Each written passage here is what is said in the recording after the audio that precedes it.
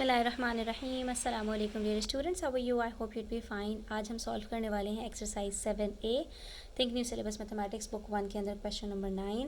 और यहाँ पर हमारे पास फ्रैक्शनल जो इक्वेशंस हैं वो हैं, ठीक है। इसको किस तरह से हमने सॉल्व करना है वीडियो एंड तक देखना, बहुत मज़े के क्वेश्चंस हैं और इंशाल्लाह ये हम एक एक करके सॉल्व करेंगे।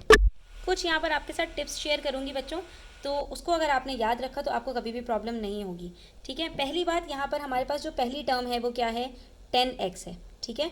और उसके बाद जो हमारे पास दूसरी टर्म है ना बच्चों, वो 5x प्लस 4/3 है। ये पूरी की पूरी हम इसको एक टर्म कंसिडर करेंगे, क्योंकि इसके अंदर हमारे पास ये जो अपॉन का साइन है ये पूरे 5x प्लस 4 है और इसके नीचे एक डिनोमिनेटर है। जब एक डिनोमिनेटर होता है किसी भी नंबर का तो उसको हम एक टर्म कंसिडर करते हैं। तो अब यहाँ पर हमारे पास दो टर्म्स हैं, एक होल नंबर में है और दूसरी हमारे पास फ्रैक्शन में है, और इसके अंदर भी हमारे पास वेरिएबल है, इसके अंदर भी वेरिएबल है। तो ऐसा तो नहीं है कि हम इसको माइनस को उठाकर दूसरी साइड पर ले जाएं तो हमारे पास यहाँ पर जो 5x है वो फिर भी बचेगा। तो ज़्यादा बेटर ये है कि आपने यहाँ पर ऐसी सूरत में जब आपके पास एक होल नंबर में हो और दूसरा फ्रैक्शन में हो तो आपने इसके नीचे 1 लगाकर जो भी डिनोमिनेटर है दूसरी साइड पर आपने उसके साथ इसको मल्टीप्लाई कर देना है। तो हम 1 को यहाँ पर 3 से मल्टीप्लाई कर देंगे और ये ऊपर तो ऑलरेडी 10x है, इसको भी 3 से मल्टीप्लाई कर देंगे। तो ये हमारे पास क्या बन जाएगा, 10 3 ज़ार 30x/3। और यहाँ पर ये क्या है, -5x प्लस 4/3। अब दूसरी बात आपको जो इंपॉर्टेंट बता रही हूँ वो ये है कि फ्रैक्शन के अंदर अगर न्यूमरेटर के ऊपर आपके पास एक से ज़्यादा टर्म्स हैं तो और बाहर माइनस का साइन, अगर प्लस का साइन है तो कोई मसला नहीं है, अगर बाहर माइनस का साइन है तो आपने इसको ब्रैकेट में रख के डिस्ट्रीब्यूटिव लॉ अप्लाई करते हुए जो भी अंदर साइंस हैं उसको आपने चेंज करना है, ठीक है। यहाँ पर तो ये 7 ही रहेगा। अब जब हम इसके डिनोमिनेटर्स को एक साथ करेंगे तो ये हमारे पास क्या बन जाएगा, 30x minus plus -5x minus plus -4/3 is equals to 7।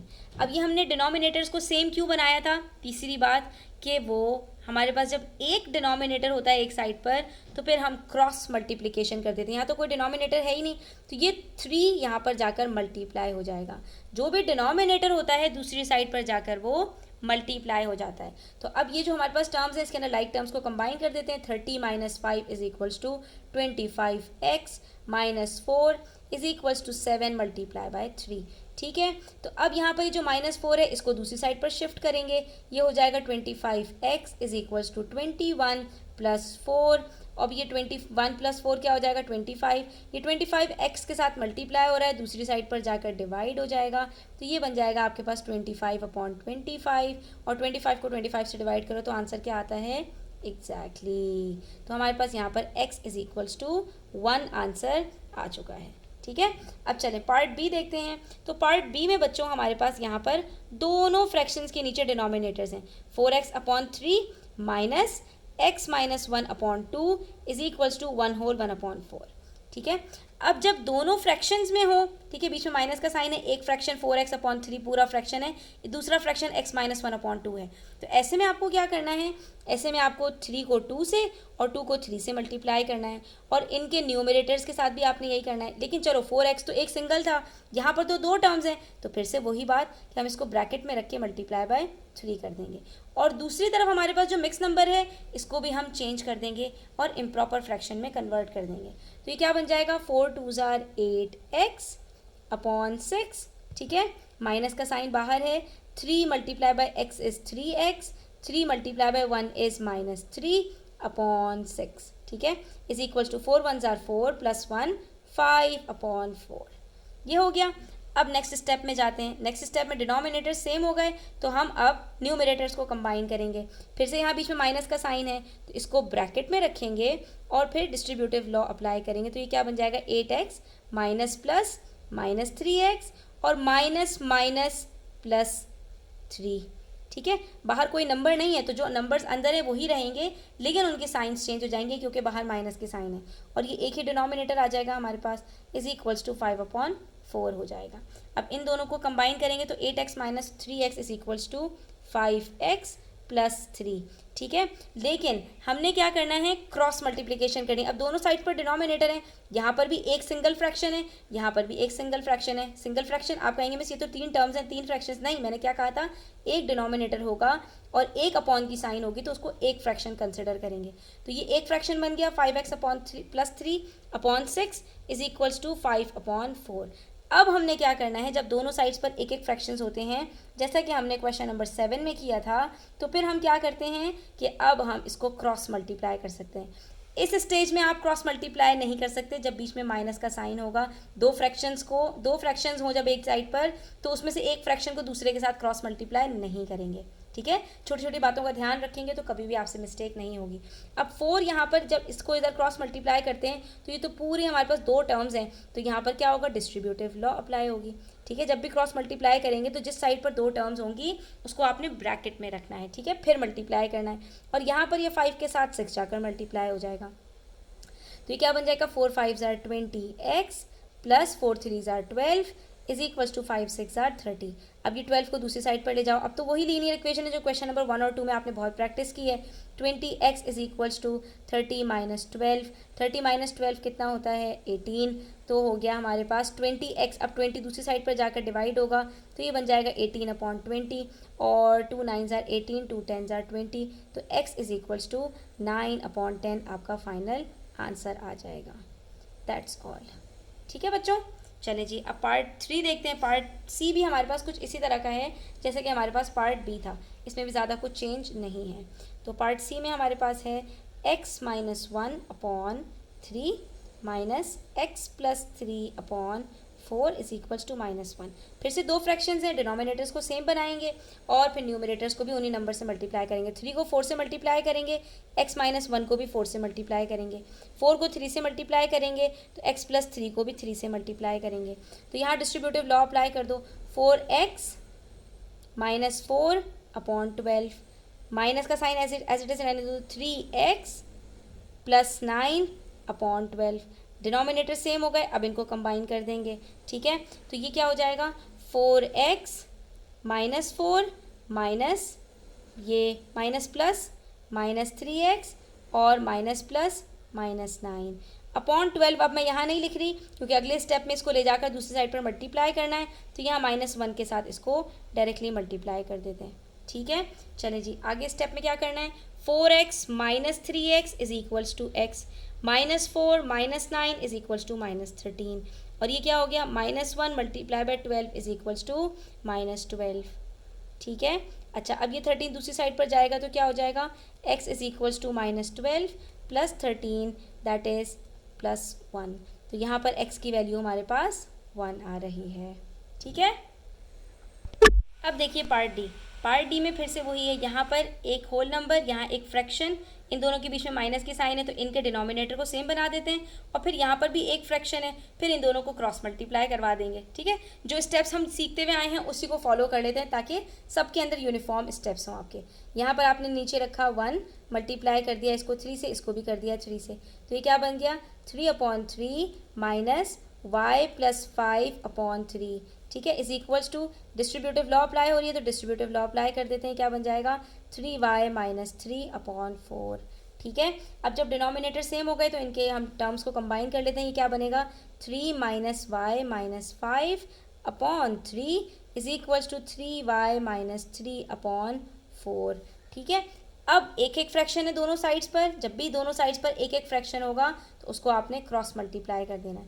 4 को इधर से मल्टीप्लाई कर देते हैं, 3 को इधर से, लेकिन उससे पहले 3 और 5 को कंबाइन कर सकते हैं तो इन दोनों को कंबाइन कर देते हैं। ये क्या हो जाएगा, -y, 3 माइनस 5 क्या होता है, -2, इसको ब्रैकेट में रख दो, ठीक है, इज इक्वल्स टू, यहाँ पर ये 3 इधर चला जाएगा तो इसको भी ब्रैकेट में रख दें, 3y माइनस 3, और ये 4 इधर आ जाएगा तो 4 को इससे मल्टीप्लाई कर दिया, ठीक है।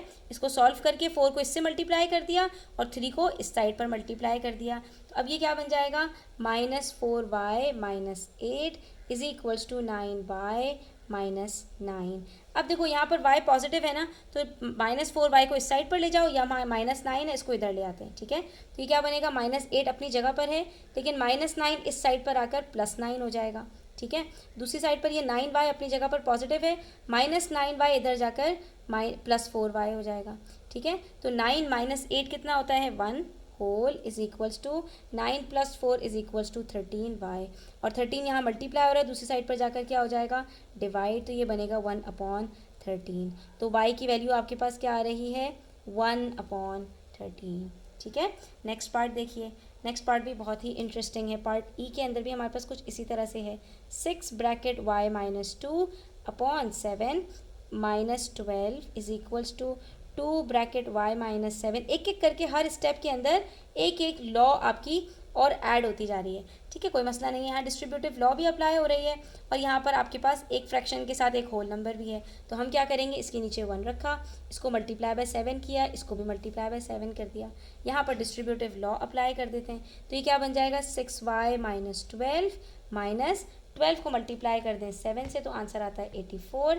तो ये हो गया -84/7। इसी तरह से 2y मल्टीप्लाई कर दें तो क्या बनता है 2y माइनस 14/3। अब दोनों साइड पर एक एक फ्रैक्शन है, क्रॉस मल्टीप्लाई करवा देते हैं। 6y और -12 और -84, तो आप माइनस माइनस प्लस 84 में आप 12 को प्लस कर दें, क्या आंसर आता है 6y माइनस 96। ठीक है, तो ये 3 जाकर इससे जब मल्टीप्लाई होगा तो डिस्ट्रीब्यूटिव लॉ अप्लाई हो जाएगी, और ये 7 जाकर इधर मल्टीप्लाई हो जाएगा, तो it become 7 into 2y minus 14। ठीक है, अब डिस्ट्रीब्यूटिव लॉ अप्लाई करें। कितना सिंपल है, सिर्फ और सिर्फ हम क्या कर रहे हैं डिनोमिनेटर्स को सेम बनाकर क्रॉस मल्टीप्लिकेशन करवा रहे हैं। तो ये बन गया 18y और 96 को यहाँ पर आप मल्टीप्लाई कर दें 3 से, you will get 288 is equals to 7 2 ज़ार 14y माइनस 7 को 14 से मल्टीप्लाई कर दें, द आंसर विल बी 98। ठीक है, अब क्या करना है 14y को इधर लेकर आ जाते हैं, -28 को इधर, तो ये हो जाएगा 18y minus 14y is equals to 288 minus 98। देखो -98 -98 ही है, और -288 इधर से चेंज की जब पोजीशन, तो ये पॉजिटिव 288 हो गया। 18 माइनस 14 इज़ 4y। ठीक है, और 288 में से जब 98 को माइनस करेंगे तो द आंसर विल बी 190। ठीक है, उसके बाद y इज़ इक्वल्स टू 190/4 है, तो 190 को आप डिवाइड कर दें 4 से, आपके पास आंसर आ जाएगा 47.5। तो y is equals to 47 whole 1/2, ये आपका फाइनल आंसर है। अच्छा जी, पार्ट एफ के अंदर भी हमारे पास अब इसी तरह से सिचुएशन है। 7 minus 2y/2 minus 2/5 bracket 2 minus 5। अब ये ब्रैकेट आपको परेशान नहीं होना, जब भी आपके पास कोई ब्रैकेट किसी नंबर के साथ मल्टीप्लाई होता हुआ नज़र आ जाए तो आपने समझ जाना है कि ये पूरा फ्रैक्शन इसी के साथ है। ठीक है, आप इसके नीचे यहाँ पे ये बना दो और 5 को यहाँ बीच में रख दो। तो ये 2 फ्रैक्शंस हैं हमारे पास। अब हम क्या करेंगे, इन दोनों को हम उसी तरह सॉल्व करेंगे जैसे हमने बाकी पार्ट्स में सॉल्व किया है। तो हम यहाँ पर 5 को 2 से मल्टीप्लाई कर देंगे और इसको भी 2 से मल्टीप्लाई कर देंगे, इसको 5 से मल्टीप्लाई कर देंगे और इसको भी 5 से मल्टीप्लाई कर देंगे। तो यहाँ डिस्ट्रीब्यूटिव लॉ अप्लाई होगी हमारे पास। ये क्या बनेगा 5 ब्रैकेट 7 माइनस 2y और -2 मल्टीप्लाई बाय 2, ये ब्रैकेट के बाहर जो नंबर्स हैं ये मल्टीप्लाई हो जाएंगे, तो -4 ब्रैकेट 2 माइनस y हो जाएगा। ठीक है, अच्छा अब यहाँ पर हमारे पास क्या है 2 5 ज़ार 10, और यहाँ पर भी हमारे पास क्या है 2 5 ज़ार 10 इज इक्वल्स टू 4 1 ज़ार 4 प्लस 1 5/4। ठीक है, अब जब डिनोमिनेटर्स आपके सेम हो गए तो आप इनको न्यूमरेटर्स को कंबाइन कर सकते हैं। तो पहले हम डिस्ट्रीब्यूटिव लॉ अप्लाई करके फिर इनको कंबाइन कर देते हैं। 5 7 ज़ार 35 माइनस 5 2 ज़ार 10y। ठीक है, डिस्ट्रीब्यूटिव लॉ अप्लाई करते हुए ध्यान से दोनों नंबर्स के साथ मल्टीप्लाई किया करें जो भी टर्म बाहर हो। फिर यहाँ माइनस का साइन बीच में अभी रहने दो, पहले इसको मल्टीप्लाई कर लेते हैं और फिर चेंज कर देंगे साइन। तो ये 4 2 ज़ार 8 माइनस 4y। ठीक है, यहाँ पर अभी अपॉन 10 है और यहाँ पर भी अपॉन 10 है। अब आपने इसको ब्रैकेट में रख के सॉल्व करना है, तो कभी भी आपसे मिस्टेक नहीं होगी। जो स्टेप्स बता रही हूँ अगर उनको फॉलो करेंगे तो मिस्टेक्स के चांसेस बहुत ज़्यादा मिनिमाइज हो जाएंगे। अब ये बन जाएगा 35 minus 10y minus 8 plus 4y/10। ठीक है, अब ये आपके पास एक ही डिनोमिनेटर है, इसको हम दूसरी साइड पर अब शिफ्ट कर सकते हैं। ठीक है, तो हम सबसे पहले जो लाइक टर्म्स हैं उसको कंबाइन कर लेते हैं। 35 माइनस 8 करते हैं तो आंसर आता है 27, और माइनस प्लस माइनस तो -10y प्लस 4y का आंसर आता है -6y। ठीक है, और यहाँ पर हमारे पास ये अब जब सॉल्व हो गया तो हम इसको क्रॉस मल्टीप्लाई करेंगे, और फिर हमारे पास यहाँ पर ये 4 मल्टीप्लाई हो जाएगा 27 माइनस 6y से, और इधर ये 5 मल्टीप्लाई हो जाएगा 10 से। ठीक है, तो अब हम 4 को 27 के साथ मल्टीप्लाई कर लेते हैं और 4 को फिर 6 के साथ भी मल्टीप्लाई कर लेंगे, और उसके बाद फिर इसको आगे सॉल्व कर लेते हैं। तो 27 multiply by 4 is equals to 108 minus 24y is equals to 50। ठीक है। अब -24y है, इसको आप चाहो तो दूसरी साइड पर ले जाओ, ठीक है। तो ये आपके पास क्या बन जाएगा, 108 - 50 इज इक्वल्स टू 24y। 50 को इधर लेकर आ जाएंगे, -50 हो जाएगा। अब आपने क्या करना है, इसमें से -50 करना है, तो the answer will be 58 is equals to 24y, ठीक है। और उसके बाद फिर आप अगले स्टेप में 24 को डिवाइड करवा देंगे, तो ये बन जाएगा 58/24 इज इक्वल्स टू y।